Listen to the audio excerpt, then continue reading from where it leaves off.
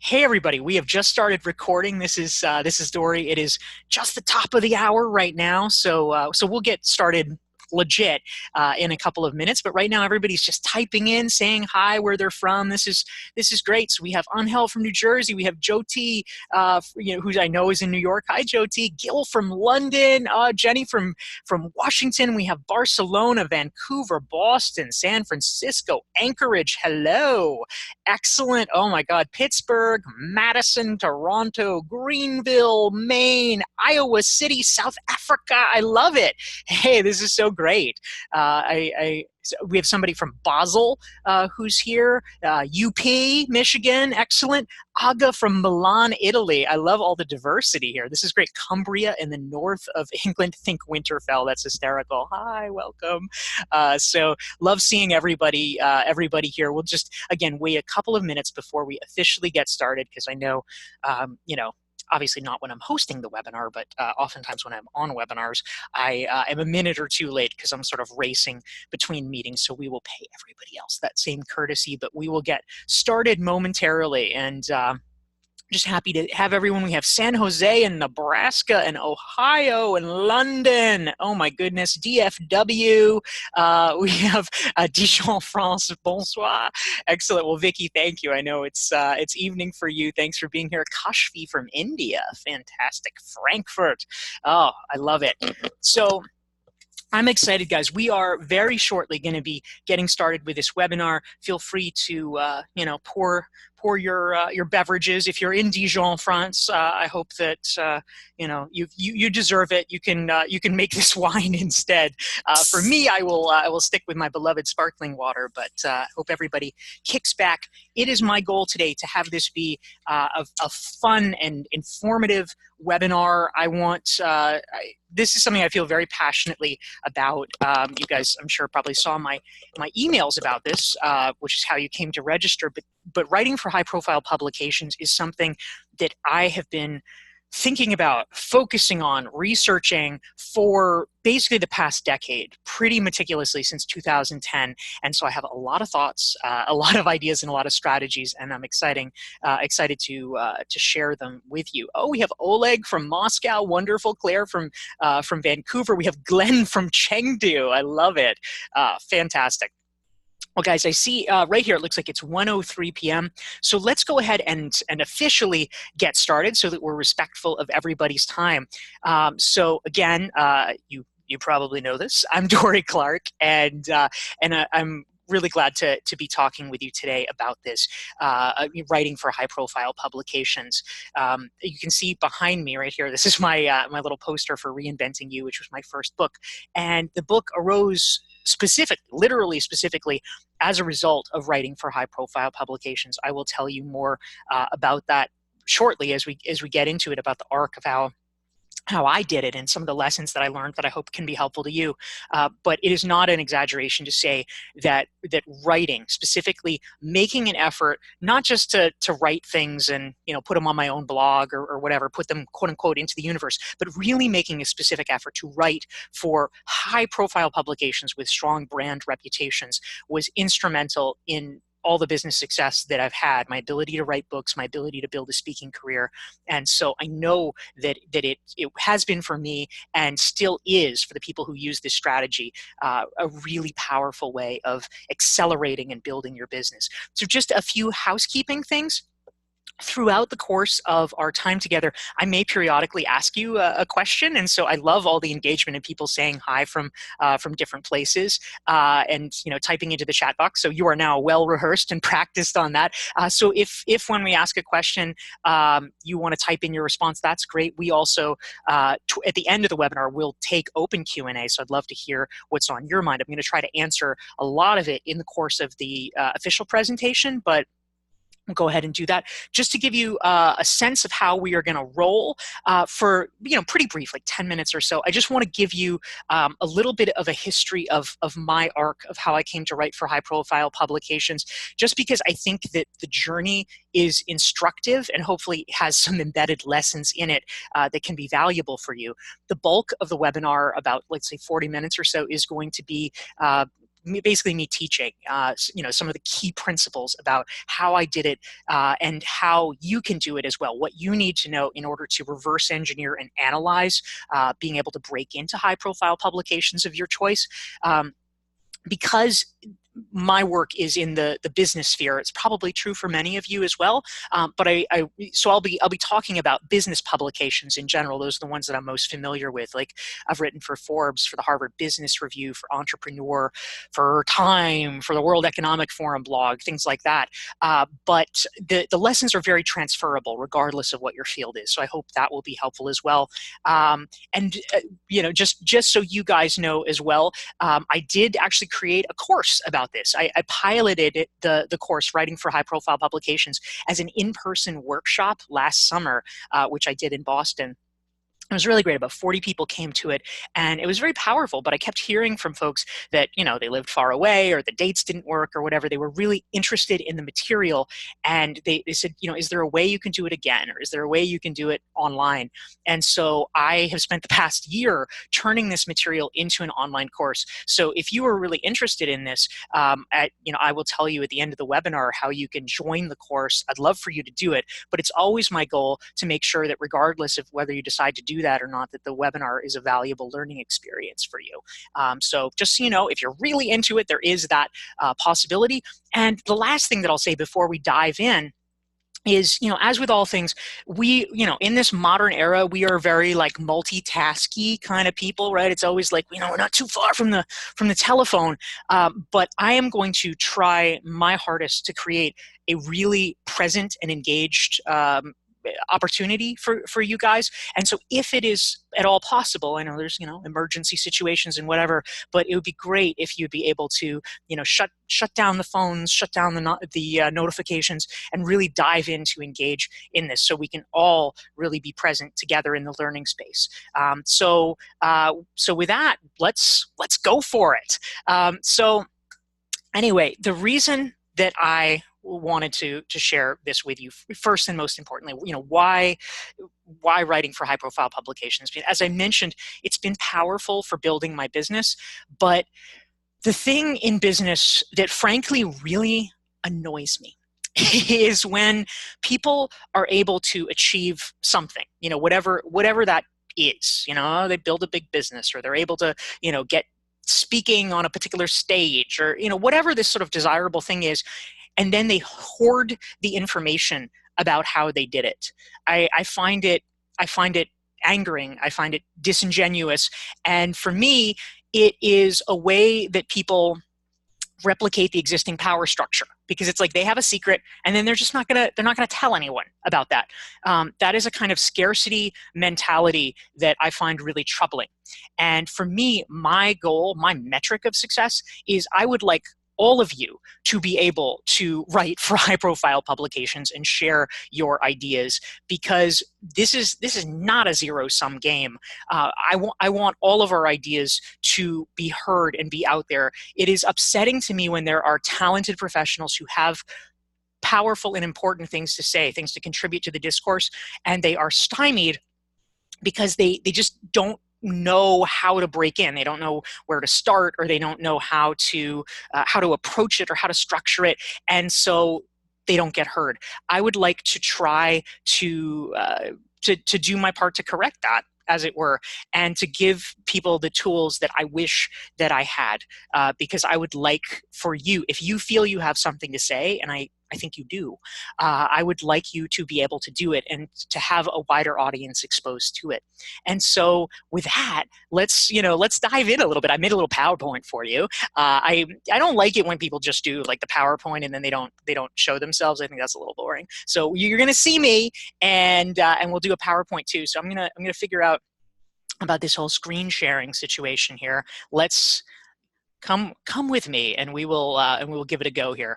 All right, I think I'm doing it here. Here's the screen share. So we're gonna go through this here from current slide. Okay, amazing. So let's dive back into the history for a minute, just so we can kind of all be on the same page. And so I just want to start here. This is a picture of me. You can see I was a little bit younger and a little bit plumper. I've been working out. This is me in October of 2010. I was rooting through my my iPhone files to find something. And the reason I picked October of 2010 is that this is just before I started writing for the Harvard Business Review. I published my first post with them November 9th, 2010. And it was a big deal. That was a big sort of transition point for me. So this is just before it happened for me. And I got in. This was the very first piece I ever did. It was called How to Become a Thought Leader in 6 Steps. And it was really, really exciting and meaningful for me to be able to be published in a this entity that I respected so much. My second piece came out a couple of weeks later. I was on a roll. It came out on my birthday, November 22nd. So I thought, oh, this is great. This is like my birthday present here. And so things were chugging along. At the time, HBR had a structure where they, now it's different. Now this is good for you guys, right? Now they do sort of open call stuff. They don't really have regular columnists. It's like they just publish stuff from individual pieces from individuals. So it's much easier to break in, which is great. But at the time, they were sort of figuring out what they were doing with their blog, and they did have these sort of regular contributors. And so they were talking to me about maybe becoming a regular contributor, and I was so pumped. Like I knew this was going to be a big opportunity. And so anyway, going along, and then I got this message, and some of you guys saw this on the email that I had sent out. But this was a message from an editor, and it was just like a month after I started writing for them, and I was really sad. I was really, really sad. The editor wrote to me, I know we've both tried to find the intersection of your expertise and our needs, but we're not quite hitting it. If you're interested in taking another run, I suggest you try something completely different. Bring in a truly unique voice that conveys unique experience and, offers novel insight. Now, what that actually meant, what the things are, the editor did not tell me. I did not know. I didn't know how to do something different than what I was doing. Basically, I read this and I'm like, oh, okay, that's my bye-bye, right? The editor is not telling me you can't write for HBR anymore, but basically that's how I read it. And they were saying do something different, and I didn't know what to do that was different. And I share this not to like diss the editor. I say this not in any way to diss HBR. Writing for HBR is, at the time was one of my big goals, and now in this moment in 2019, it's one of the best things that I do in my life. It's one of the best ways to reach people, and the editors are actually fantastic. I really respect them an enormous amount. But I share this as a way of being really clear that real rejection is a part of the process, and it does not mean it has to be fatal. Because I hear from a lot of people that they've maybe tried once, or they've tried a few times, and they get shut down, and they feel like it's saying they're not good enough, or it's saying, oh, you'll never do it. And I really want to be clear that is not the case. It does not have to be final. It does not have to be fatal, and we can keep trying. And the point of all this is that I want to try to help, because for me, not giving up was one of the most valuable decisions that I made. And so I'll also say I had a little bit of luck, all these things, right? Luck is where preparation meets opportunity. And so the next thing, so shortly after getting this message on December 10th, like a week later, I went on vacation. I had a vacation plan. I went to Costa Rica with my mama and my then girlfriend. Here we are hanging out in Costa Rica. And I basically wasn't checking email because I was like, well, I got it all worked out with my clients. Nobody was needing me for anything. And I'm just like, all right, I was pretty depressed, but I figured I'd just have a good time in Costa Rica. And then I checked my email finally from the resort. I've been like, 5 days, hadn't checked my email. And I got a message, and the title was, "You're not going to believe this." It was a message from the editor. And the editor says, "Are you sitting? Your personal brand post," the one that I published on my birthday, caught the attention of HBR's editor, Karen Dillon. props to my gal, Karen Dillon. Thank you. I will always be grateful. She's wondering if you'd be interested in expanding it into a short article for the magazine. Whoa. And this is where, opportunities come from, is in the moments you least expect it. I had to turn it around so fast. I had to write it, like in a week, over Christmas, this piece for Harvard Business Review, but I had my chance thanks to Karen. And sometimes people are just not going to see what you're able to contribute, and sometimes they are. Sometimes you keep pushing long enough and someone will see it. There'll be like a Karen Dillon for you. But I knew that even with that reprieve, it was tenuous, right? And so I committed myself at that point to really starting to understand, to become a student, a scientist of what HBR and what other top tier publications were looking for, so that I wouldn't be like a victim of like, well, who liked my stuff and who didn't like my stuff. I wanted to know, I wanted to understand with as much certainty as I possibly could. And so, meanwhile, I'm here drinking my coconut juice and writing feverishly the HBR piece. But it ended up coming out. It came out in March of 2011. And that really was transformative for me. As I mentioned, my book, Reinventing You, it came directly from this. I got approached by 3 literary agents that week that the magazine came out, and they said, hey, have you thought of turning this into a book? And I had not even gotten that far in my thinking, but I was like, yeah, I can do that. And so I interviewed the literary agents. One of them became my agent, who I've worked with ever since. And that started my publishing career, where I wrote Reinventing You. I wrote my second book, Stand Out, which I published with Penguin. And I did my latest book, Entrepreneurial You, also with Harvard Business Review. And so it really started from there. So yeah, there's Reinventing You, book number 1. Since then, these early days where I had gotten the rejection letter from the editor, I have now published 191 different things in HBR. And so I am a believer that this is possible for all of us. And, it's just, we have to not give up, and we have to try as best we can to really understand what editors are looking for. And when we do, we can muscle our way through. I think it is a combination of hard work and understanding the perspective of what the publications are looking for. So yeah, here's my other two more recent books that I've done. And so HBR, of course, was really just the start. I decided I really wanted to build my brand by blanketing as many places as possible with my content. And I want to tell you a quick story about that, but just a question for you guys, if you're interested in typing it into the chat box. I am curious if any of you guys have tried thus far to write for high-profile publications and it didn't work. If that's the case, maybe just type into the chat box like what happened, or what did you guys experience? I'd love to hear that, and I'll turn to that in a minute. But just briefly, I ended up writing for Forbes for about 3.5 years. I did more than 250 articles for them. I've written for Entrepreneur regularly. I've done stuff for Time, and just one more story that I think you might appreciate. So Inc. was a publication that I really wanted to write for a while. This was actually even before I started writing for HBR. I wanted to write for Inc. And so there was an editor there who was like the editor that I needed to contact. This person is no longer there. But I sent, this is like a little timeline here. Just I looked it up recently because I thought it was kind of funny. In April of 2010, I had a referral. This is not like a random thing. I had a referral from someone who was a contributor there. And I reached out, and my headline is like, oh, this person, Meg, said I should contact you. Nothing. Didn't hear anything. That didn't work. A few months later, I reached out. Another contributor suggested I contact them. Okay, tried it. I got, so didn't hear anything.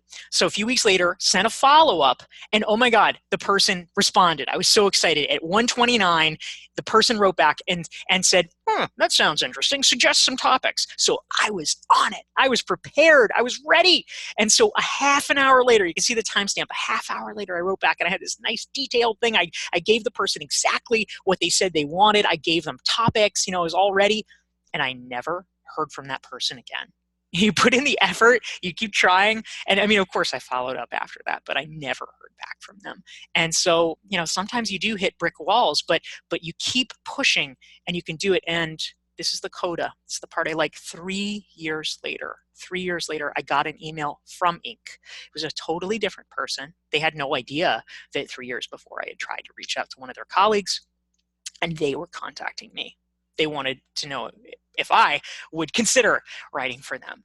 And when you have a moment like that, it feels really good. And it's something that all of us can do. So, there's a saying, you guys have probably heard it, that the best time to have planted a tree is 20 years ago, and the next best time is today, because that's the only time that we really can control. And so for me, for this, I hope that is kind of how you think about it, that by starting today to make a proactive, concerted effort to write for high-profile publications, that this is the equivalent of planting the tree today. Because, of course it's crowded. Of course, every day it gets noisier and noisier. There's blogs and podcasts and blah, blah, blah, blah, blah. But you know what? It's only going to be more like that in the future. So if you start today, you can build something. I know some people might say, well, Dorie, you started like 9 or 10 years ago. It was so much easier then. Sure, of course, that's true. But if you start now, a year from now, 3 years from now, 9 years from now, people are going to say the same thing about you. And I want that for you. So, just a quick thing here, of the people that I've worked with, people who took this course, who have been part of my community, my recognized expert community. They have been published in places like HBR and Forbes, Entrepreneur, Inc., and Worth. So it is not just me. These principles work for everyone. I guess not everyone. they work for the people who apply them. They work for the people who do the work. But they really can work. And so, just as a quick little thing, I'm curious what people. I'm going to see if I can understand this whole situation here with a chat box. Let's see if this works, because I'm curious what folks have said here. So thank you for the folks who typed in, by the way, on the chat about this, about their experiences. So we have Meg, who says, I haven't pitched to high-profile mags recently, but I did have a weekly column for 6 months in HuffPo in 2014. Yeah, I wrote also. That was an early place I wrote for Huffington Post, and unfortunately. They recently changed their model. I'm sure Meg, but for other people, where they don't actually have outside contributors anymore. But there's a lot of publications that do, so it can be really valuable. So Helen says she's a medical writer. My articles have been both accepted and rejected. Yeah, early on for me for HBR, as I was trying to figure it out, my hit rate was not great. I early on, like half the pieces would get accepted and half would get rejected. I didn't know why. My hit rate has gotten much, much better over time as I have refined my understanding. So we have some folks who write in. Claire says, I've sent articles to a few big publications and got no response. Yeah, that's unfortunately common. It's sort of a a real push, because for a lot of places, when I was reaching out to Forbes, for instance, I actually had made a list of 24. I did 24 different publications that I was thinking of writing for, and I wrote sort of notes to all of them. Out of the 24, just as a way of thinking about this, only three of them got back to me. And then almost immediately, 2 of them, like I corresponded a little bit, and then they dropped off. I never heard anything. But for Forbes, it was actually amazing, because at the time they were looking for writers. You just sort of luck into it. You don't know, but they were looking for writers, and within 10 days, I had published my first piece for them, and I ended up writing for them for 3.5 years. So you need to think broadly and widely about this, but it can be really valuable.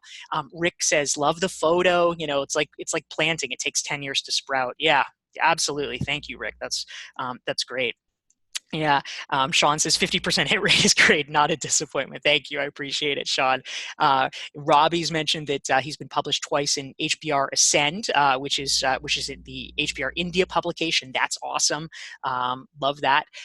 So yeah, a lot of great.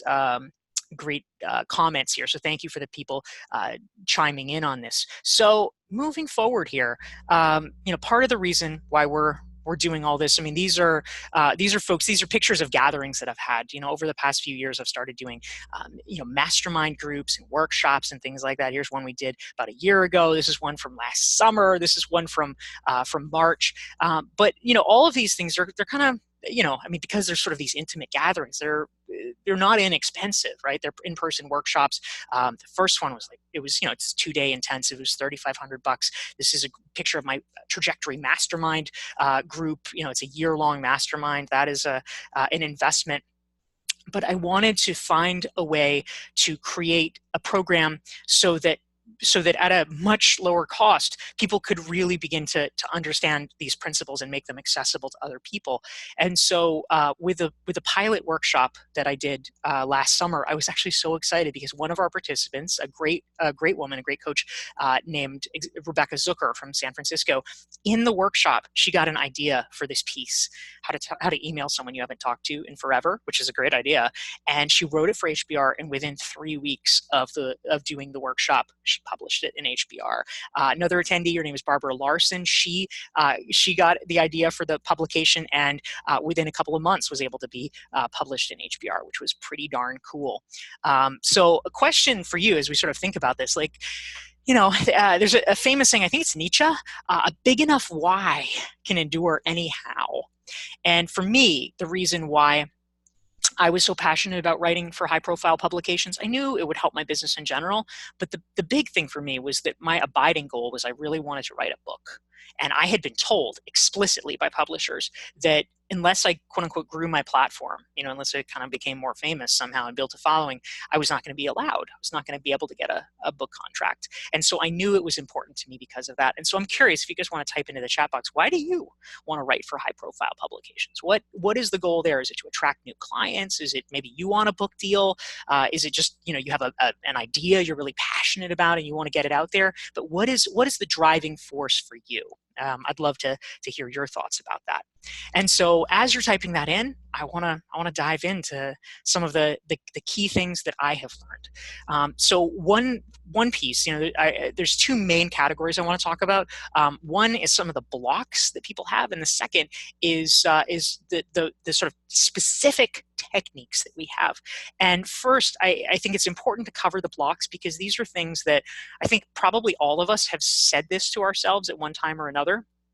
Maybe you've said it to yourself, I'm not sure. But it's important to sort of name it as like the elephant in the room, because otherwise even with the tools, you're not necessarily going to be able to really take full advantage of this. One, it's a big one, is I'm not really sure if I'm an expert. Why would anyone listen to me? And I think a lot of people feel that way. I mean, it's a pretty common phenomenon. But the thing that I think is important to recognize. First of all, this is maybe not the nicest way to think about it, but you guys have probably all read, I'll say not at HBR because HBR really is high quality, but in a lot of different publications out there in the world, you've probably from time to time read something where you're like, they publish this? Like, why did they publish this? And I want you to take that feeling and seize it, because the truth is, if you see something and you're like, oh my God, I could have done that.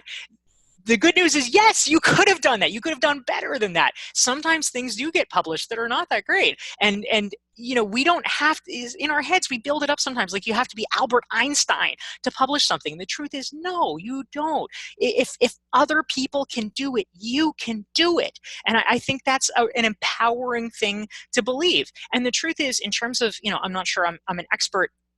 You do not have to have a PhD to do these things. I don't have a PhD. You don't have to have an MBA to do these things. I don't have an MBA. I have a master's degree in theological studies, which is very excellent and important, but not, super tied into this. So you don't have to have specific academic credentials or things like that. What you need is a point of view, and you need, most importantly, to understand what the publications are looking for. So please don't get hung up on the idea that you have to be an expert. Another point that I think is worth addressing is I'm not a great writer. Now the truth is, if you are truly not a great writer, like you flunked high school English, or there's some serious problems there, then okay, that's true. You probably cannot, as is, break in here. I mean, maybe one day you can. You probably want like a writing tutor or something before that. However, most people, when they say I am not a great writer, what they mean is either it is it's hard, it's onerous for them, it takes a long time, or it means that they don't think of themselves as like a great prose stylist, as it were.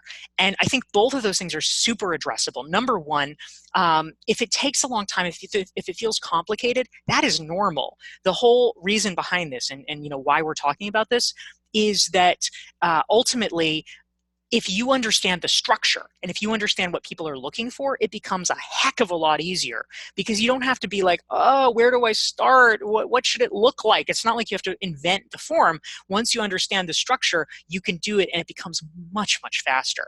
Now, in terms of the prose style, the great news, it's actually sometimes a disadvantage if you are a quote unquote great writer, a flashy writer, or whatever. The skills for writing fiction are very different than the skills for writing nonfiction. What you need for nonfiction is to be a clear writer. You need to have a logical progress to your argument that people can understand. But if you can do that, if you can have a narrative flow where, you know, it's like, oh yeah, the 5 key points, and okay, they get it. 1, 2, 3, 4, 5. If it makes sense to the reader, that's all you need. It just has to be clear. That's it. And the last one, this is probably the one that I hear the most, is I'm not sure if I can write something different, something unique. Like what's my angle, as it were. And just a quick story. One of my coaching clients, one of my oldest coaching clients, meaning the longest, we've worked together for about 3.5 years. He is awesome. He has been published 30 plus times now in Harvard Business Review. He's been published 80 plus times in Forbes. But when we first started working together, literally our first session, he said this to me. He just wasn't sure. He's like, well, you know, I don't know what I'd say. And so I just asked him questions. I'm like, well, tell me about your favorite client. Tell me about the worst client. Tell me about what you're working on right now. You know, what are you doing this week with the people you work with? And he was just telling me stories. And so I was writing them down, you know. And I think he thought I was just being thorough or whatever. But I was writing things down, and after he finished this sort of monologue for, you know, whatever, 20 minutes, you know, when I was asking the questions, I slid it over to him and I said, well, here's your editorial calendar. And he was like, what? And it was that I had suggested for him, based on what he talked about, like somewhere between 12 and 15 different articles for him to write, because the truth was, it was there all along. You know, it's sort of like what they say about, you know, I guess apocryphal probably, but like Michelangelo saying, oh, you know, the David was already there. I just had to chisel away until I removed the parts that weren't the David. For all of us, it's like that. You have something unique. It comes from your experience, from the things that you have done. Everybody has a different take on, you know, how they handle clients, or what they advise them, what they tell them to do, the scripts they use, the anecdotes, the stories. It enlivens it, and it is there. I guarantee you. We just have to find it. And so the question is, well, you know, how do we do that? And so I'm also curious if you guys have experienced any of those challenges. But why don't we? I'm gonna. How do I do this? I'm going to, oh, here we go. I can go to the chat box, I think, right now, and see what folks have been typing in here. Yeah, Phyllis mentioned that she wants to write for high-profile publications to attract new clients. My why is about developing new clients for projects I'm developing. That's great. Yeah, fantastic. Abina says, I enjoy writing. I want to be able to be a writer of influence and raise my profile, grow a platform where I can share my ideas with others. That's awesome. Carol wants social proof for other publications. Fantastic. Anabe wants to give visibility to the incredible client stories that she hears. I love that. That's wonderful. Lee wants to share the expertise and the experience that he or she, not sure, hi Lee, has built up during their career. Luke wants to educate and grow the brand and find new clients, and also wants to write a new book. I love that. These are fantastic, guys. So yeah, in terms of some of the barriers, and we have people typing in, yep, I've experienced the imposter syndrome. These are really common things. So let's dive in here. So what are some specific techniques that we can use to understand what publications are looking for, so that you can match this effectively. Okay, this is these for me are hard fought pieces of knowledge, and I'm really excited to share them with you because I really hope they can be helpful to you as you think about how to create something that appeals. Early in my career, I was a journalist, and people would approach me sometimes, and they'd be like, "Oh, I'm hoping you can write about blah blah blah."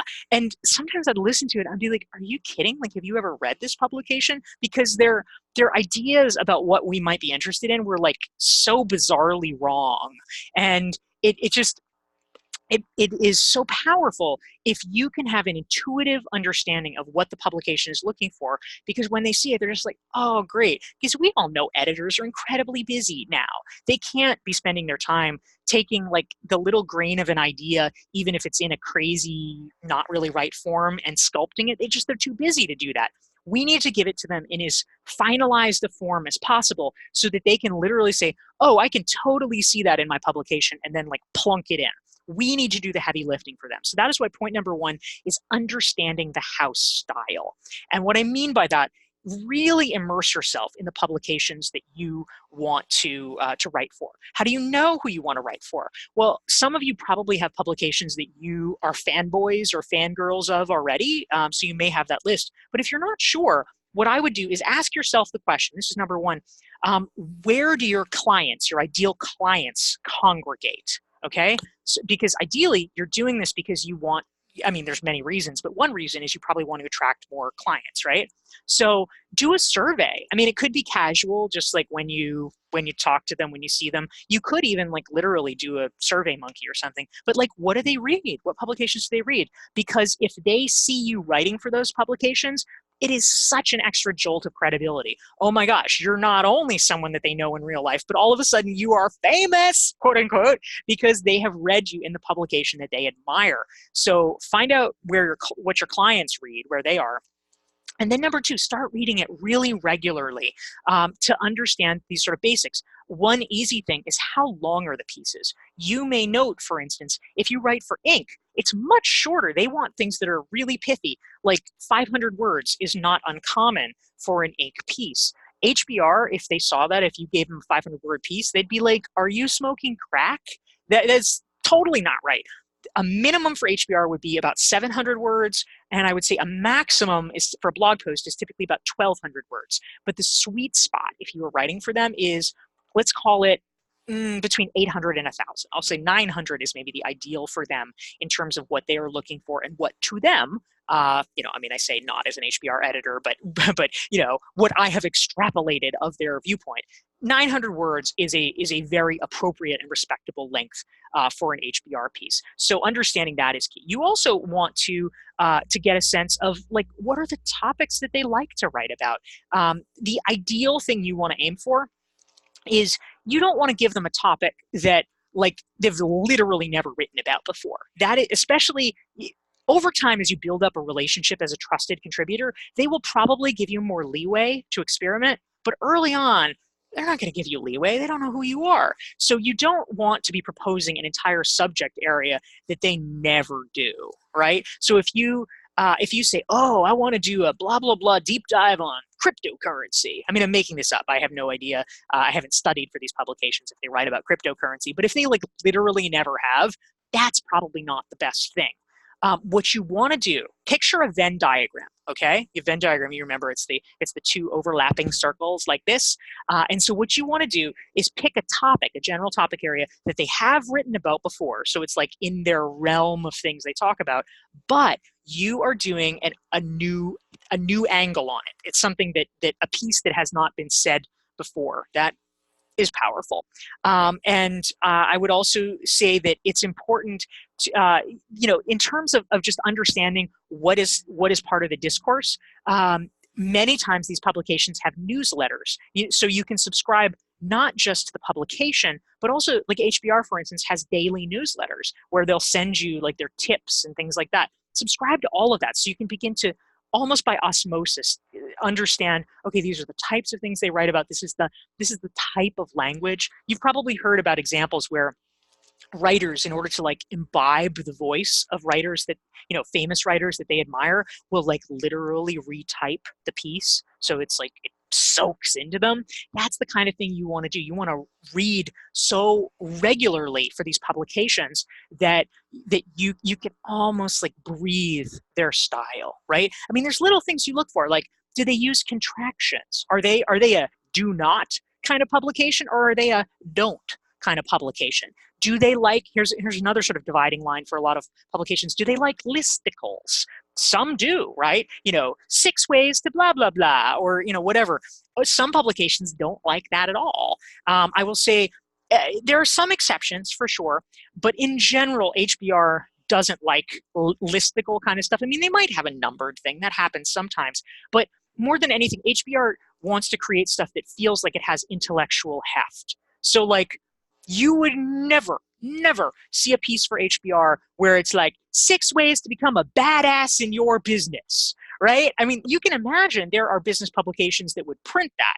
They're like, oh yeah, we like it. That's snappy. That has style. HBR would be like, are you joking? No, you would never use the word badass in an HBR publication. It doesn't fit with a house style. It's not what they're after. They're writing for serious professionals. So thinking about that can be useful, and then also last question here to ask yourself with regard to the house style: how do they back up the points, right? And what I mean by that is a piece that generally is not a very good piece when we're talking about blogs is something that is literally just your opinion. Well, I think this and I think that, blah, blah, blah, blah. Like lots of people have opinions, right? But what we need in order to be authoritative and to add value to other people is we need justification for our opinions. And so sometimes that justification comes from studies that we either have conducted or cite. For most of us, I'm assuming we're not researchers ourselves. I am not. So it's studies that you cite that you have become familiar with through reading business literature or doing searches for it. It could be anecdotes from your own experience. I mean, if you were a senior professional, you've probably seen things in your own life, in your own experiences, and if you can speak about them authoritatively, that can matter. Maybe there's statistics that you find from whatever, the labor department, whatever it is, depending on the type of information that you need. But they want some backing and some justification for what you're doing. So look for those things. That's number one. Now, number two, I say generate ideas from your experience. So we were talking a little bit about that earlier when I was telling you about my coaching client that I worked with, where he was like, oh my gosh, like these are all pieces that I can write. And as soon as I sort of showed him the titles, he was like, oh my gosh, yes, I could write that piece. Like I know so much about that topic. But he didn't see that he just couldn't see that would be something that other people would really be interested in. But once I was like, yeah, they would, he's like, oh yeah, well, I could totally write that. So I think it's like that for a lot of us. So I'm going to come back to this slide in a minute for the last thing, but by way of showing you how to think about this, I want to show you how to generate ideas from your own experience. Okay. So let's see. So I took screenshots of some of my most recent pieces for HBR. Okay, so I just want to tell you literally how I came up with these ideas for them, because I hope it can be instructive by example for you. So, okay, how to plan your own networking event and invite the right people. The way that I came up with this actually was from a conversation. I was at an event and I was talking with an HBR editor who was there. Now, admittedly, you may not be at an event with an HBR editor, but this is okay. It does not have to be an HBR editor. It can be a friend, it can be a colleague, it can be anyone. But the context of all this is like literally it was a conversation, and this person was saying to me, "Oh my gosh, I wish I could do more networking, but like I don't even know how to start. I don't even know who to invite." And I thought, "Oh, is that a thing?" Like, again, I don't see it sometimes. I'm like, oh, people don't know who to invite to networking events. I'm like, oh, I have ideas about that. And so I decided to write a piece about it. And so it was really an answer to her frustration. And so if you have conversations with colleagues or clients or whatever, and people evince this kind of desire to learn more about something that you know about, you can be like, oh, I could write about that. Another one, how executives can build a side career in teaching. I mean, that is one of the things that I do. I teach regularly for the Fuqua School of Business at Duke. I teach at different business schools around the world. And so a lot of people ask me, this is the thing, if you have anything in your life where people are like constantly asking you, how do I do this? How do I do that? A great thing to do actually to save yourself time so you don't have to like personally respond to every person is write an article about it and then share the article. So this is very much just me responding to a raft of people who wanted to have this information. How to moderate a panel discussion. This also came from a discussion that I had with a colleague who was being charged with doing this and was like, I haven't really done it. I don't know how to do it. And I'm like, I gotcha. And so I was writing advice for her. And let me give you a few more here. How to make sure your book gets read. This is basically an article about book launch strategies. This is my most recent piece that I did like a week or so ago for HBR. And so how to make sure your book gets read. It's things that I've learned over time from really thinking about book launches. And I often will get asked for advice about that, but it's just something I've studied a lot and thought a lot about. And so if there's any topic where you feel like, oh my gosh, I've spent so much time really understanding this, that is a perfect contender for you to write about. How to organize a networking dinner. This was actually a spin-off of the original networking dinner piece because I published that first one in HBR and then people wrote to me and said, wait, I have more questions. Who pays for the dinner? And how do you decide where to host the dinner? And blah, blah, blah. And they had all these questions. And I'm like, oh my gosh, it never would have occurred to me to answer that. I didn't know people wanted that information, but I can totally write a follow-up piece about it. And I did. And then lastly, how to get booked as a podcast guest. So the ideas can lead to other ideas is one of my points here. So how to make sure your book gets read. This is a book, as I said, it's about book launch strategies. One of the big pillars of my book launch strategy was doing podcasts. And so I realized, again, because you've done your homework in the first part, like how long should the piece be? For HBR, let's say it's a 900-word article. I had so much more to say about podcasts. I could have gone so far in depth about it. And so I realized that ought to be its own topic. I could do its own piece about that. And so that's exactly what I did. I wrote how to get booked as a podcast guest as its own piece. So anyway, here's the takeaway. Look at questions that friends or colleagues ask you, and you could write a post about that. Just be looking for those moments. Think about things in your life that you have just spent a lot of time analyzing and studying. Is there some aspect of your professional life or professional journey where you've put in a lot of time? Like you really, have thought a lot about how to delegate effectively, or you thought a lot about these other things. That can be interesting. And then lastly, think about spin-offs, because for any of these things, if you discover in thinking about it or potentially writing a piece that there is this whole rabbit hole of other stuff that you want to say, that is probably a great candidate for a spin-off piece. And the last thing that I wanted to talk about is what I call analyzing the gaps. And so basically what you always want to do, and this is a great way to begin to hone in on understanding what your angle is for the piece, is to go ahead and make sure that before you even write anything, you can have an idea for a piece, an idea for a title, but before you write anything, you do a search for that topic to make sure that it hasn't been done before, or at least it hasn't been done before in the last, let's say, 5 years or something like that. I mean, it's probably different if it's been written like 10 years ago. Maybe things have changed because of the internet or whatever. But for instance, just by way of example, I'm going to stop sharing the PowerPoint temporarily, and I am going to share something else with you. I'm going to share my my screen here on Chrome, and let's see if I can get to the right thing here. Hopefully you all are, I think you are, seeing HBR here, which is up here. And so just to show you guys how this works, you go up to the little, what do you call that? Not a microscope, no. What's the name for that? Anyway, the little magnifying glass. There we go. And you search, and whatever your topic is. So let's pretend that the topic that you want to write about, I'm making this up, okay? Let's say it's delegation. You have an idea. Okay, so you just do a search and you want to see what has been written about delegation first. So, okay, 1335. Okay, maybe that's like too many things. But you can, for instance, sort by publication date. That's very powerful. So you can, again, see what has been written recently about delegation. And so, okay, you can see, okay, so maybe you have a particular angle about it. So you want to search, okay, how to stop delegating and start teaching. All right, how to tell if you're delegating too much. Okay, that's interesting. Why delegating tasks before a vacation never works. Ooh, counterintuitive. So here's some research about delegation. And for delegation to work, it has to come with coaching. So you're screening through all these things, and you're asking yourself a couple of questions. So number one, has my idea for a piece been done before? If it has, obviously you want to shift it.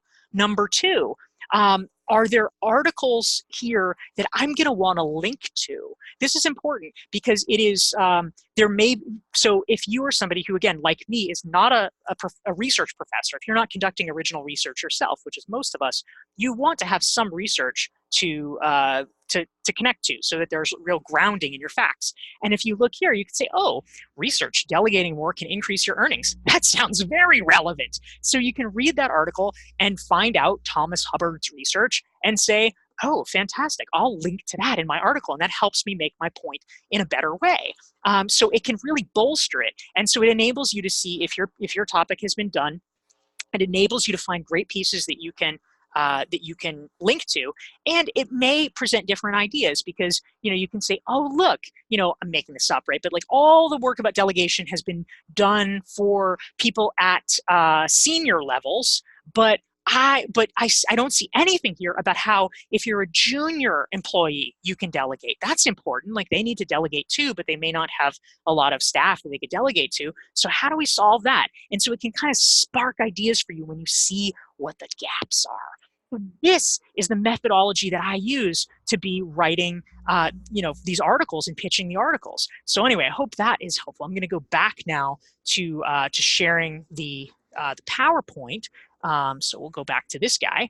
So that's analyzing the gaps. And so you saw these here, and I'm curious if you guys, if for any of these you do them regularly already, or if you feel like, oh, I ought to try that one. So maybe there's ones that are sort of interesting or exciting or relevant for you. If they are, please feel free to type it into the chat box. And so just as a recap here, there's the blocks about they don't know, you don't know if you're an expert. I may not be a great writer. I'm not sure if I can write something unique or different. But the answer is yes. Yes, you absolutely can. You have something to say from your experience. Your time as a professional has taught you unique things. We just need to learn to see them. And then the 3 steps to writing for high-profile publications is really understanding in depth the house style so that you can present something to them that feels relevant to them. It's generating ideas from your own experience that makes it authentic and unique, and analyzing the gaps to make sure they haven't done it before, but it will feel of a piece to them. It will feel like, oh, it's, this is like sort of the holy grail for all kinds of things, right? It's like, it's different yet familiar. Oh, it's the type of thing we write about, but we haven't written about this specifically yet. And so if you can do that, that is fantastic. And that's what we're really after. And so, whoops, here we go. I'm gonna just, let's see if am I doing that right? No, I'm trying to figure out how to get to your chat here. So fantastic. So just seeing here, Susan says the most helpful piece is understanding the house style. I'm glad that's really helpful. And Clark is already researching. He says, while I was writing, I saw some articles related to my topic on HBR, but not on how my topic applies to certain areas, lie detection and negotiation. That's cool. Kate's a fan of the research and gap analysis. That's really great. Janie wants to focus on understanding the house style. So that's cool. Sandy's into linking to other supporting content. Great. So I'm glad that this resonates for you guys. So anyway, as promised, we're going to do Q&A really shortly, but I mentioned to you guys at the outset that I had created a course on writing for high-profile publications based on the initial pilot workshop that I did last year. And so just briefly, I want to tell you guys about it in case it's of interest. I hope it will be, because I put a lot of time into creating something that I hope will be transformative for you. It is called Writing for High-Profile Publications. This is actually a link to how one can find it. It is learn.dorieclark.com/courses/high-profile. It's a long title, but I'm actually in the chat box. Let's see if I can type this in. I will, just so it's like a hyperlink. Courses/. Oh, Lee's already beat me to it fantastically, and then I'll do that just in case in case mine is somehow showing up for more people's to do it.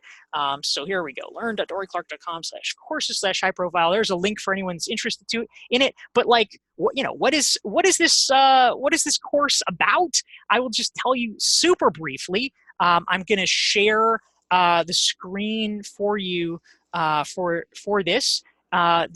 The course on writing for high profile publication. Here it is. Yay!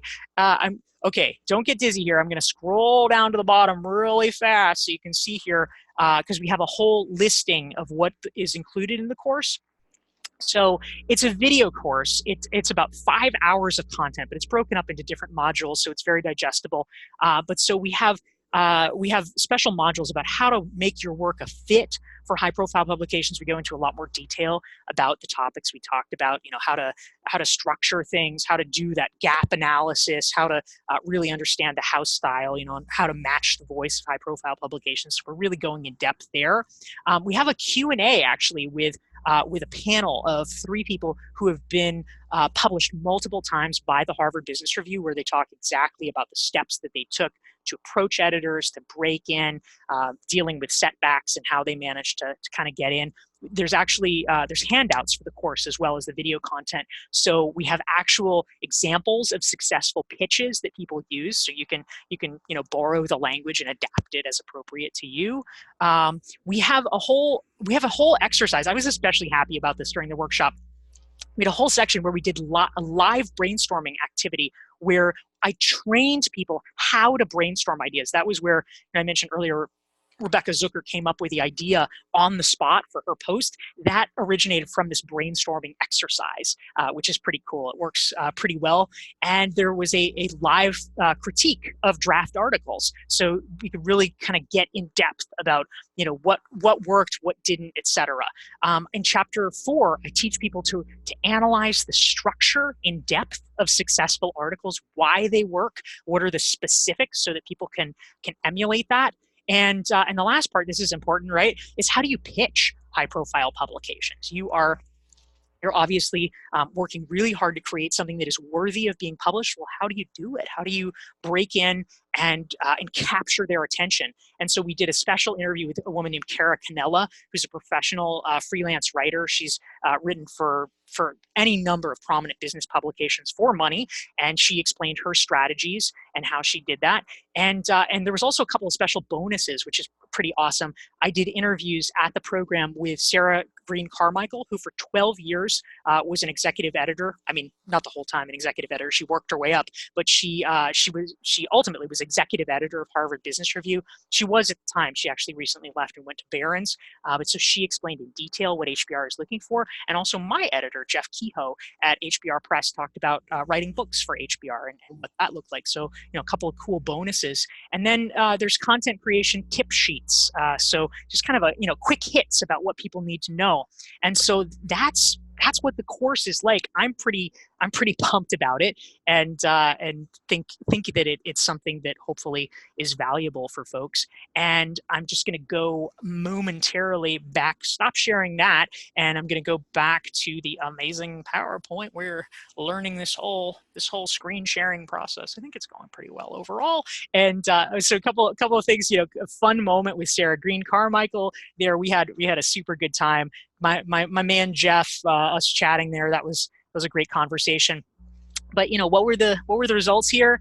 Barbara Larson, as I mentioned, she said that the course gave her the knowledge and understanding she needed to write something that would be appealing and useful for HBR. It's gratifying to see the return on investment so quickly. That was really meaningful. Sharon Doherty said that it was a wealth of information that is not readily apparent to writers submitting articles for the first time, and she was able to get a piece published in HBR. Julie O'Connor, she was so nice enough to say it was the best time and money that she had spent in the past 10 years being part of this program. And Rebecca Zucker, 3 weeks later, boom, got an article in HBR. So we are super proud of her. She has continued to be writing for HBR. This is one that came out a couple months after that. So she's been doing it. And so if you guys are interested in joining the program, I just want to say, I am never, when it comes to online stuff, a fan of like kind of false scarcity, whatever. I think that's a little ridiculous and tawdry, but I am a big believer in aligning incentives to make sure that if people want to do something that is beneficial to them, that I'm doing my part to enable that and to encourage it. And so I will say a few things. Number one, I would really like you to join this course now. I mean, obviously that's nice for me, but if this is something that you care about, if you in a generalized sense are like, yes, I would like to write for high profile publications one day, I would love for you to be able to do it. And it's better to start now, obviously. And so if you join anytime between now and next Wednesday, so basically not quite a week, but in the next week-ish, before next Wednesday, I'm going to have in about 2 or 3 weeks' time a special Q&A webinar where it's literally just Q&A. You can share your article ideas, you can share your pitches with me. We'll do live critiques. That's a special thing I'm just doing for people who join now. I would love for you to do it. I hope that is a positive incentive that helps you decide to commit to this if it is something you believe will be beneficial. However, I also want to encourage you guys to join now, because now is the time to take action. For any of you who have followed my work, I'm not a fan of discounting. I think that you need to create a high value and create pricing that accords with that value. I have literally never discounted the pricing of my recognized expert course. I don't believe in it. I think it cheats the people who have bought it previously, and it is worth the money that I charge, which is $2,000. However, you may also remember, prior to my launching the course, I provided a discounted price for people who joined early because I do believe in rewarding loyalty. And so the course for writing high-profile publications is an $850 course. That's what it's going to cost. It may cost more in the future, but for right now, it's $850. But because I want to reward people who take action early and who have the faith and trust to do it early, for 24 hours, if you join right now or in the next 24 hours, it'll be $100 off. It'll be $750. I'm not going to say like, blah, blah, blah, blah. The cart closed. You can never buy the course. You can buy the course anytime you want, but it will cost $850. So if you would like the course and be able to take your friend or spouse out for a nice dinner, please buy it now. And it's $750 if you buy it in the next 24 hours. The very last thing that I will say, I wanted to have these two different gradations because I know even if you do 2 webinars, there's some people who, they emailed me. They're on a plane, they're teaching all day, they're, whatever, in the jungle of the Amazon and there's no internet. And so I understand they can't necessarily join the webinar live. That's why I have the 24-hour window for the lower price, but I also want to reward you for being part of this live. I think that's really important. And thank you for making the effort and committing to yourself to do this. And so therefore, if you join the course literally right now, literally on this webinar, in addition to what I mentioned, in addition to the $100 off the course, which will never happen again after this 24 hours, and in addition to the Q&A webinar, which you'll have access to, folks who join on this webinar will also get something free. I have a course called Be More Productive. It's a $100 course. You can see it. You can buy it on my website if you want. But if you join right now, you will get it free. One of the objections, one of the obstacles that you hear sometimes, when people say, "Oh my gosh, I want to write for high-profile publications, but I can't," or whatever, is they say they're too busy, they don't have enough time. I would like to remove that barrier, and so this Be More Productive is a 2-hour course, short hits of really great productivity strategies that I have personally used. This is how I've been able to write 3 books in 5 years, to write 191 posts for HBR, 250 plus for Forbes, and these are my techniques. You will get it free if you join while we are on this webinar. So I hope that is helpful. I'm curious, for you, what would it mean to you to start doing this? Like, why? What's your why here? We've talked about a lot of things. What is most appealing? What resonates for you out of this? What would it look like if 2 or 3 years from now you were writing regularly for high-profile publications? I can tell you, in terms of this information, I don't do private coaching about this, and specifically about writing for high-profile publications.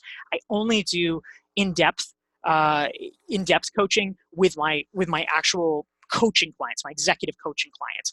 You can check it out on my website. If anyone wants that, that's fantastic.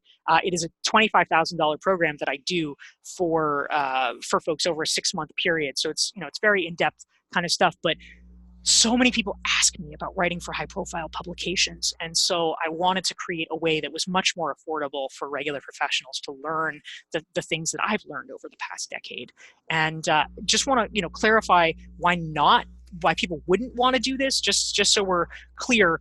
If you are looking for immediate results, I want to be really clear that writing for high profile publications is something that takes work. It takes effort. There is rejection along the way, and you have to do the work. You have to be willing to persist. And even once you break in, writing one article, writing 5 articles, that's not going to do it. It's not going to make your career to write one article. It's persistence. It's doing it over time. That's why I've written 191 articles for HBR. It's why I keep doing it. But if you're willing to persist, if you're willing to put in the work, that's really valuable. I'll also say too, if you are in a place where money is a super tight immediate concern, if it's the kind of thing where it's extremely stressful to you and you need short-term results, please don't buy this. I don't want anyone to be operating in a situation where they are feeling extreme financial stress. This is not the thing to do. This is not a panacea. This is a long-term investment. I believe it's a great long-term investment, but you need to be in a place where you can make a long-term investment. And what does it mean? What do you get out of it? Just as a couple of things. I mean, everybody's results vary, but I'll just say briefly for me, I wrote this piece for HBR, and it was kind of amazing. I mean, I've written lots of other pieces for HBR, but this one in particular, a guy from a professional association reached out to me immediately afterwards, within a few hours of it being published, and he said, "Oh, this is so great. Will you do a webinar for our membership about this?" And I did, and he, I got paid like $1,500 for it. That was pretty cool. That was something that literally arose from writing. This is a picture of me in Rome 2 years ago.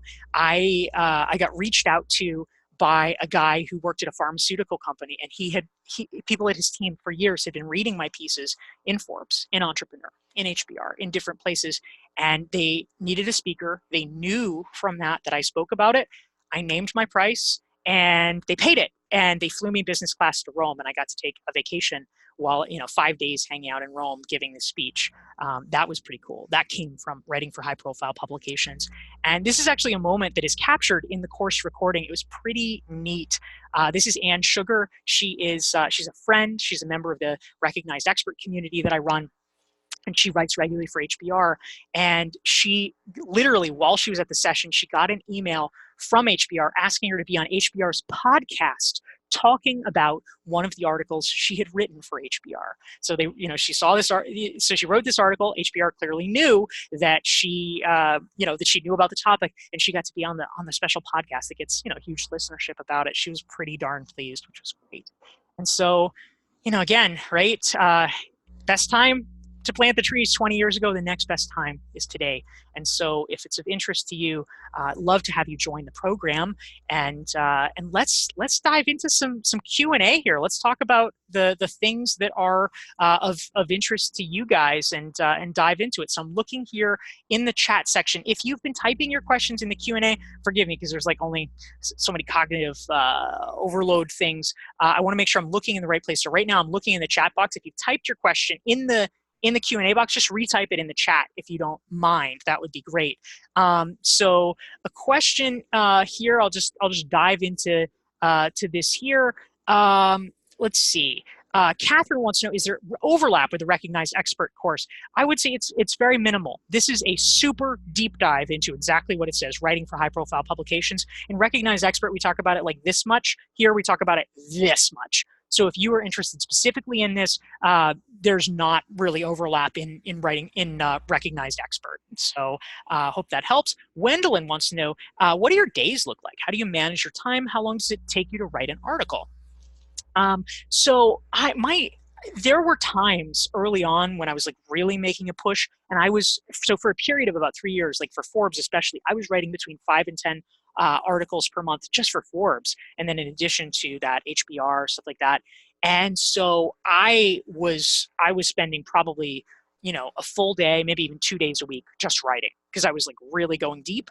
The truth is now I spend very little time doing it because there's different sort of phases of professional arcs. And so I made an early effort to go deep in this so that I could make an effort later on other areas. So you may say like, oh gosh, I can't like be writing so much forever.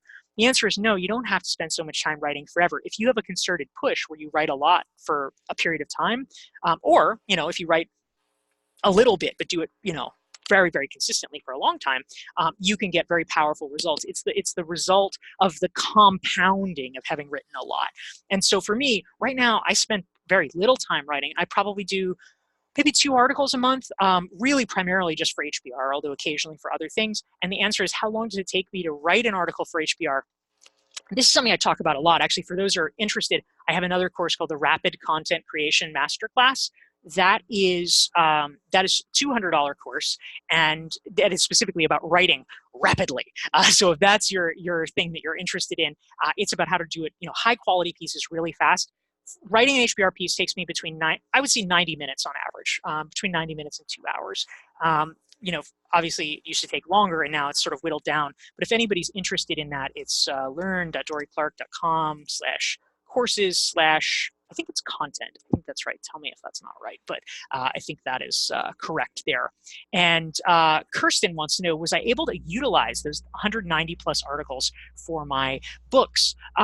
You don't like, you can't just sort of grab them and put them in your book per se, but yes, in the sense that absolutely, writing these articles enables you, first of all, depending on the publication. HBR doesn't really do interview pieces per se, but like Forbes, I used to use it to interview people all the time.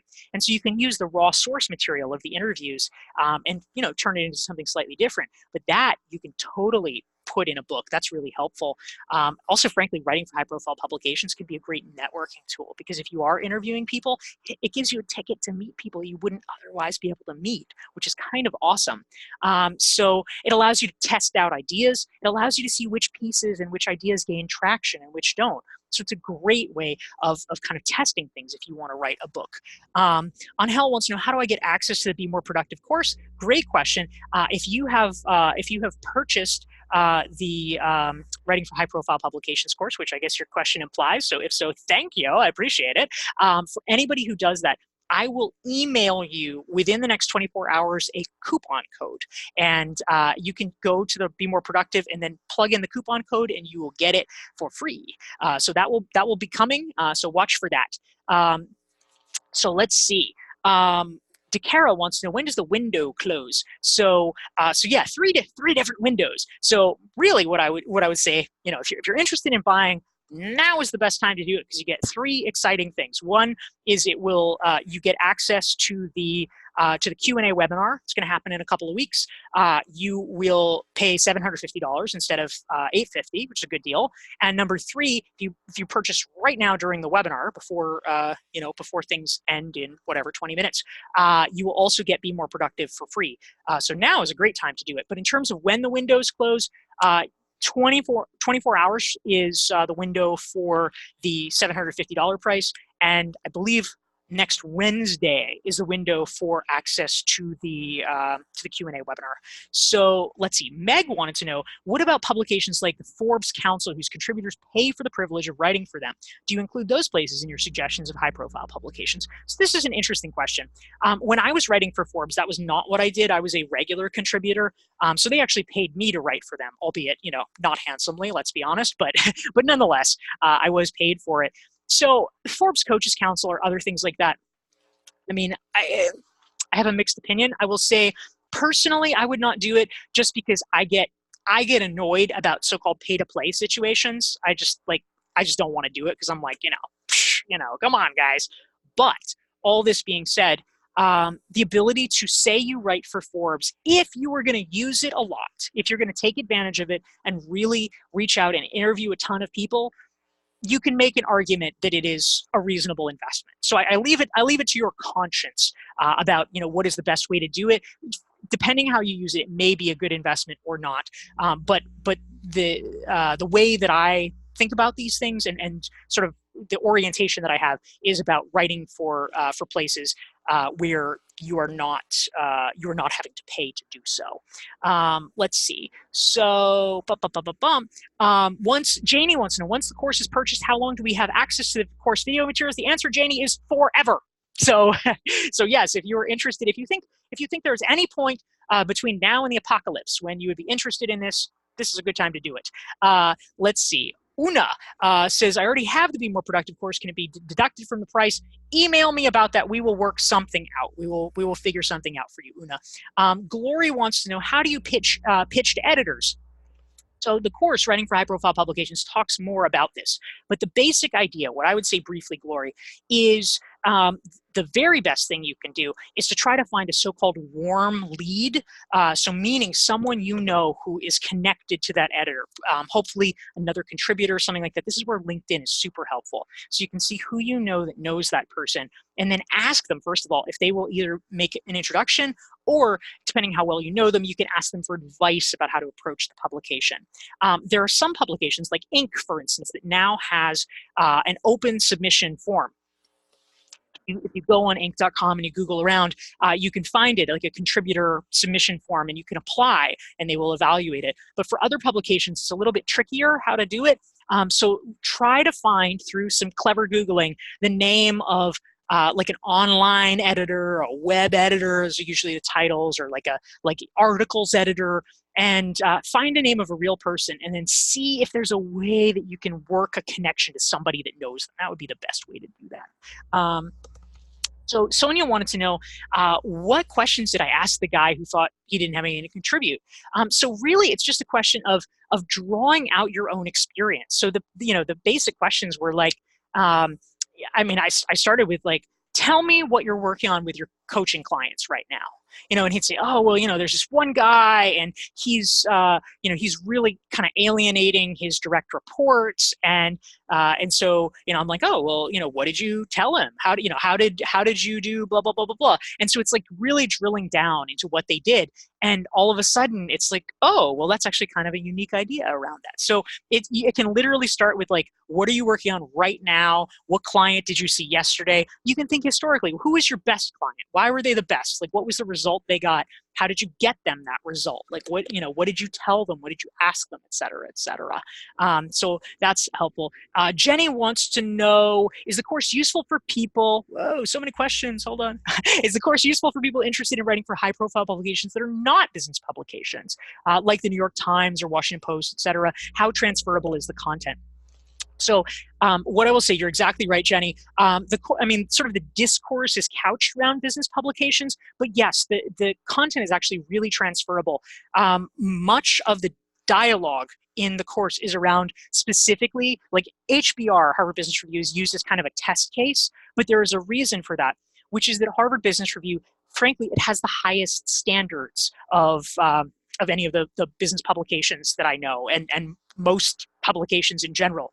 And so if you can write a piece that is good enough for the Harvard Business Review, it will almost always be good enough for other places. Now, I mean, the specifics may change. I mean, a particular place might want 700 words and not 900 words or something like that. But the principles of how to write a great piece for them, if you can do that, it is extremely transferable, because it contains a sort of purity of form that most journalists would recognize as a sign of excellence. So if we aim toward that, it can be really good for other places. Matthew wanted to know, do you just tease, like if you're pitching, do you just give the title of the article, or is there more to the pitch? The answer is yes. You want to give more in the pitch to editors, because like a title basically just isn't enough information for them.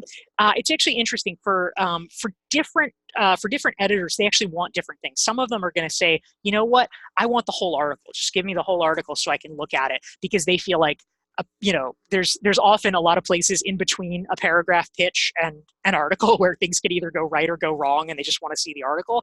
Other editors really do prefer a short pitch. And so that means you have to really think, like, how do you make it sound sexy? But generally you want it to be about a paragraph, so that there's enough information, so that, because if you just say, like, ways to be a better leader, they're like, all right, that doesn't tell me very much. So you need to get specific enough so that they can see kind of what the bullet points are and evaluate. Oh, that actually sounds interesting. That sounds relevant, etc. So let's see. Linda has a question. She wants to know, have you ever considered writing for a second tier publication? I've gotten a deal where I write 2 times a month for a second tier online publication. Is this a good idea to build credibility, or should I only focus on high profile publications? Great question. Something I talk about in the course actually is what I call the ladder strategy. And the ladder strategy is basically how you can make yourself incrementally more credible for the top tier publications. And the basic idea is like it's really hard to break into like a brand name publication if you've only ever like written for your own blog. And so they want to know that you have experience writing for other editors and you kind of know what the drill is. But so it's hard to like immediately go up there. So you do want to kind of go up the ladder. And so a second tier publication, I mean, let's say it's a good business publication, but maybe it's a regional one, or maybe it's just one that people haven't really heard of. I think that is a good proving ground for yourself. The key is that you don't necessarily want to stay there unless for some reason you have a sentimental attachment, or if you feel like, wow, this might be kind of niche, but it's exactly the right niche for my clients or something like that. Ideally, you want to keep moving up the ladder. So you get some clips from the second tier publication, and then you use that as leverage to keep pitching to the highest tier publications so that they can see, oh, okay. I mean, it's basically like in baseball, right? You don't really go from like high school to the majors. I mean, I guess every once in a while someone does, but typically they get tapped by the team and they play single A ball and then double A ball and then triple A ball, and then they get called up. And it's very similar to that for publications. So Andrea says, thank you. Your enthusiasm is contagious. I appreciate that. Thank you so much. Sonia wants to know, is it better to publish a book first before blogging and seeking to publish with a publication? Sorry, I got a little tied up in the end there, but here is it. So I guess the question is it better to publish a book first and then blog, or blog and write a book? And I will say, most often better to blog first, because that will give you more credibility when pitching to publishers for the book. Because for me, for instance, it enabled the publisher to be like, oh, well, I guess she kind of has a following. I guess she kind of has name recognition. And then they were more willing to go ahead and take a chance with me for writing the book. So by the way, guys, if you have asked a question and I have not gotten to it, please feel free to type it in again. I don't want to ignore your question, but there's like a lot of them in a stream, so please feel free to plug them in again, and I can take a look there. Let's see. Catherine wants to know, I want to publish based on my academic research, but in a more practical style than writing for academic journals. Do you have any thoughts in this regard? HBR would be ideal. So yeah, I think that's great. In general, that's the type of thing that, depending on your particular field of inquiry, HBR or many other business publications like it, because they like publishing from researchers, because they feel like, oh, well, if this person's doing original research, they know what they're talking about. And if you are one of the somewhat rare academics that really can convey things in an approachable way for a mass audience, that's great. I mean, you think about people like Adam Grant, for instance, who is, highly regarded academic at Wharton, but also a best-selling author. And people really love it. They feel like he has a lot of gravitas because he's someone who quite obviously knows what he's talking about. So let's see. Archana just purchased the course. Yay, thank you so much. Darren wants to know, I heard some editors don't rate Gmail emails when they pitched. They somehow carry less weight. True.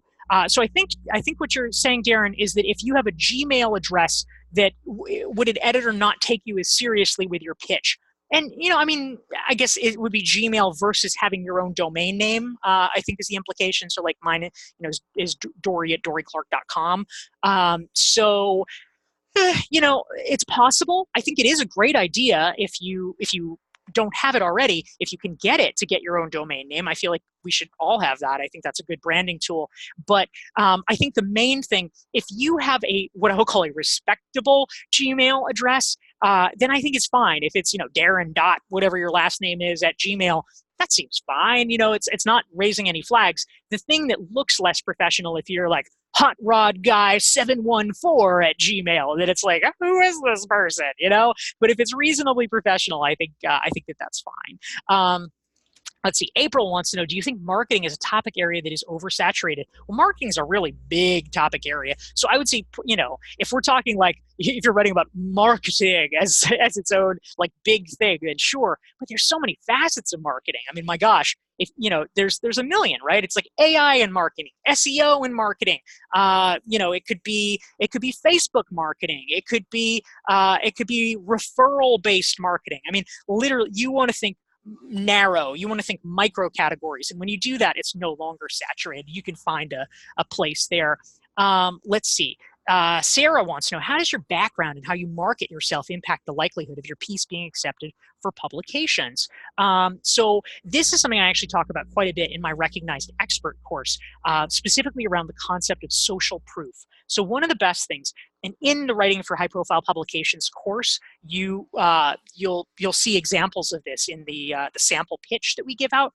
But one of the things that's really good when you're pitching an editor is to do what I call leading with social proof. So instead of just being like, hi, I'm Sarah, I want to write for you, which I know you wouldn't do.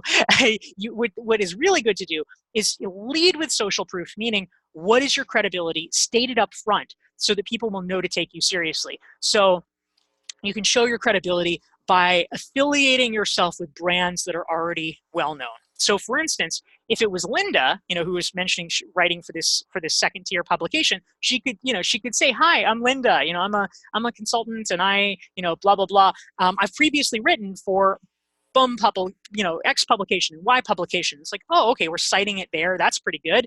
And I've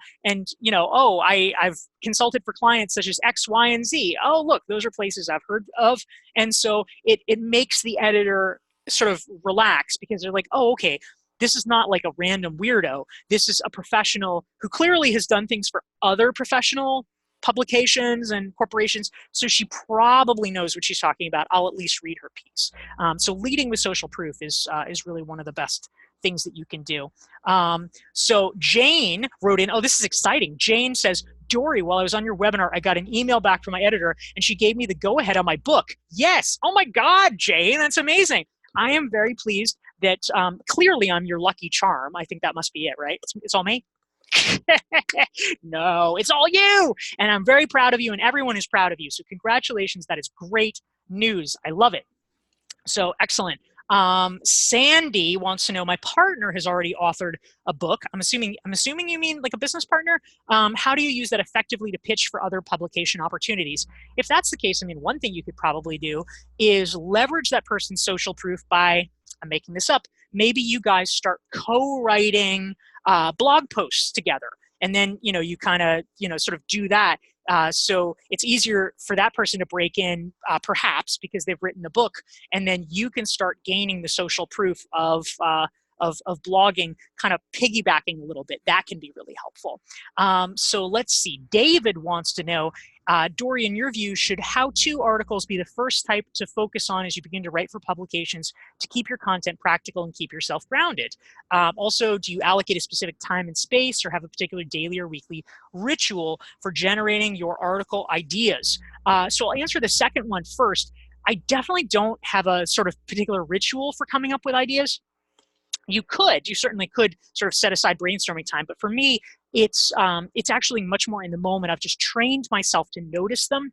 So if somebody asks a question, like if I'm giving a talk, for instance, and somebody asks an interesting question that I haven't heard before, I will write it down, and I will later transcribe it into a file that I keep of ideas. Or I have a file in my phone in the notes section where I capture down ideas and just keep that. So if somebody says something, or if an idea pops into my head, when I'm walking around or something, I'll just write it down and capture it there.